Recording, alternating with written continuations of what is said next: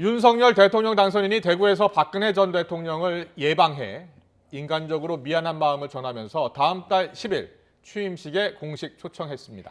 공동정부 갈등과 관련해서 안철수 인수위원장이 초대 내각 인선에 조언을 하고 싶었지만 그 과정이 없었다고 작심 발언을 했습니다. 당선인 측과의 인선 갈등을 내비친 건데요. 취재 기자 연결해서 알아봅니다. 조은지 기자. 네, 서울 삼청동 인수위원회입니다. 네, 먼저 윤 당선인과 박 전 대통령의 만남, 어떤 이야기들이 오갔는지부터 전해주시죠. 네, 윤석열 당선인은 1박 2일에 대구 경북 지역 순회 일정 중간에 박근혜 전 대통령 사저를 찾았습니다. 오후 2시에 시작해서 50분가량 민트차와 한과를 곁들인 자리에서 따뜻한 분위기로 만남이 진행됐다고 하는데요. 윤 당선인과 박 전 대통령의 양측의 권영세 인수위 부위원장과 유영하 변호사가 배석했습니다. 사실 양측은 구원이 있습니다. 윤 당선인은 지난 2016년 탄핵 정국 때 최순실 특검 수사팀장으로 적폐청산 수사를 지휘했는데요. 윤 당선인은 면목 없다, 늘 죄송했다면서 인간적으로 미안한 마음을 전했고요.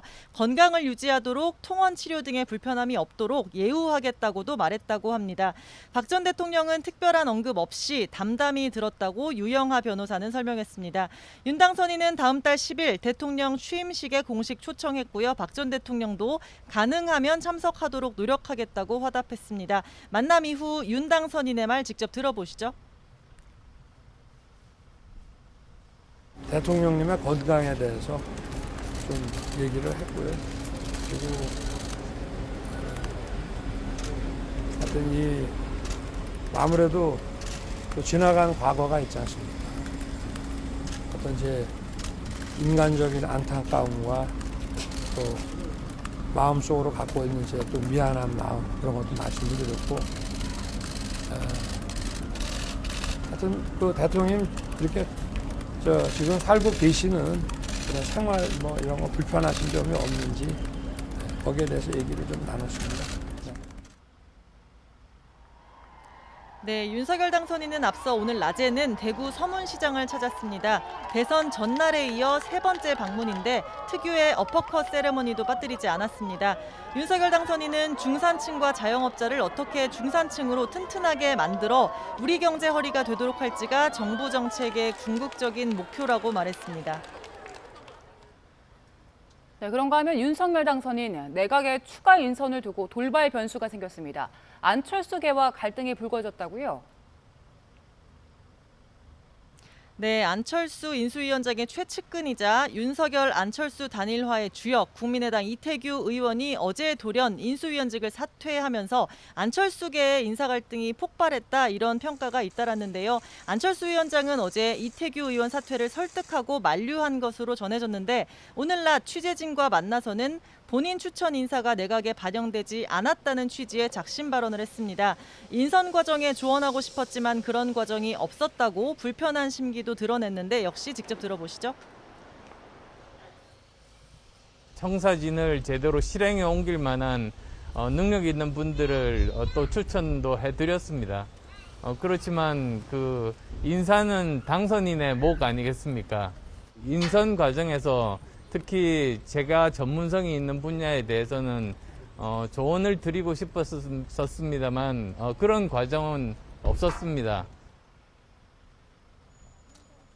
네, 반면 비슷한 시간에 기자들을 만난 장제원 당선인 비서실장은 장관 인선 때문에 사퇴한 게 아니고 안철수계와의 파열음도 없다, 잘 진행될 거다 이렇게 낙관했는데요. 양측의 온도차가 확인된 상황에서 내각 추가 인선과 공동정부 추진 또 국민의힘과 국민의당 합당까지 파장이 크게 미칠 것으로 보입니다. 당장 내일로 예정됐던 추가 인선은 이런 돌발 변수와 맞물려 불투명해졌는데 장제원 비서실장은 오늘 저녁 당선인이 대구에서 상경하면 내일 발표할 수 있을지를 알 수 있다고 말했습니다. 오늘 나온 인수위원회 정책도 짚어보겠습니다. 문재인 정부의 탄소 중립 정책을 대대적으로 수정하겠다고 했죠?